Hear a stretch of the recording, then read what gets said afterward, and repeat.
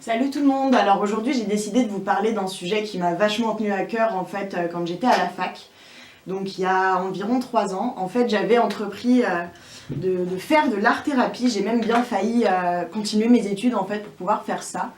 Ça a été quelque chose pour moi d'assez libérateur puisqu'à l'époque j'étais pas très bien dans ma vie, je vivais des trucs assez difficiles.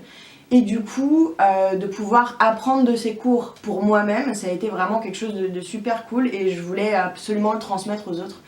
Donc c'est quand même resté quelque chose de présent dans ma vie parce que j'essaye vraiment de continuer à faire ça en fait. Et donc soit pour aider les autres, soit pour m'aider moi, quand j'ai une difficulté ou quoi. Donc il faut savoir que l'art-thérapie, c'est pas quelque chose qui guérit en fait, c'est quelque chose qui donne envie de guérir ou qui aide à se comprendre soi-même. Moi ça a été par exemple pour un exercice que j'ai fait, ça a été de comprendre mes émotions parce qu'à l'époque je parlais pas beaucoup, je comprenais pas vraiment ce que je ressentais tout le temps et du coup voilà, ça a aidé vachement en fait pour comprendre ce que je ressentais au fond de moi et du coup à pouvoir le surmonter. Donc c'est un sujet un petit peu plus sérieux que les autres fois évidemment, mais j'espère que je vous ferai découvrir cette technique en fait et cette chose-là. Donc l'art-thérapie c'est aussi utilisé donc soit pour les personnes qui sont en dépression, qui ont des problèmes moteurs, par exemple comme des handicapés, etc.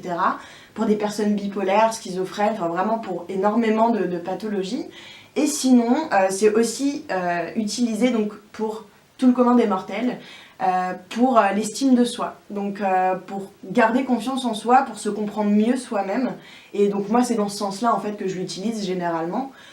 Donc ça peut passer par énormément de choses. Généralement c'est un atelier d'art donc qu'on peut faire à plusieurs ou alors qu'on peut faire tout seul chez soi. Par exemple pour comprendre ses émotions, moi j'avais eu par le biais des cours en fait un exercice qui m'avait énormément aidé et que j'ai reproduit du coup plusieurs fois ensuite dans des carnets ou juste comme ça en fait.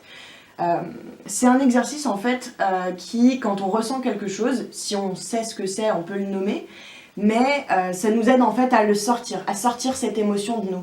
Par exemple si on est en colère, l'exercice en fait consiste à prendre une feuille blanche et à dessiner en fait ce qu'on ressent, à mettre en image ce qu'on a à l'intérieur. Donc par exemple si c'est la colère, je sais pas, vous allez choisir une couleur donc qui est importante, c'est celle que vous aurez vraiment choisie vous-même et qui représentera ce que vous ressentez au niveau visuel, et ensuite une forme. Si c'est un gribouillis, si c'est une spirale, si c'est je sais pas une ligne, c'est vraiment ce qui vous sort la première fois quand vous y pensez quoi. Et ensuite une fois que donc ce dessin est fait et que la couleur est choisie, vous prenez un petit peu de temps histoire que la colère, par exemple, si c'est ça que vous ressentez, soit un petit peu plus partie, et ensuite vous nommez en fait pourquoi vous ressentez ça. Par exemple, pourquoi vous êtes énervé, pourquoi vous êtes triste, pourquoi qu'est-ce qui vous a emmené en fait à vous sentir comme ça, l'événement qui s'est passé ou s'il n'y a pas d'événement, notez justement qu'il n'y a pas eu quelque chose de spécial mais que ça s'est rapporté à je sais pas une journée, un sentiment, quelque chose. Et voilà, et en fait pour chaque douleur ou chaque plaisir, même vous pouvez très bien le faire pour des émotions super positives, vous notez ça et ensuite ça vous fait un petit carnet de bord et quand vous ressentez quelque chose, vous pouvez aller chercher dans ce carnet en fait pourquoi antérieurement vous avez ressenti ça et si c'est comparable à maintenant. Si ça l'aide très bien parce que ça va vous aider en fait à comprendre la nature de votre émotion. Si ça ne l'est pas, vous renotez, vous refaites l'exercice et pour plus tard ça vous servira. Ça vous sert aussi à canaliser en fait l'émotion que vous ressentez sur le moment où vous le faites.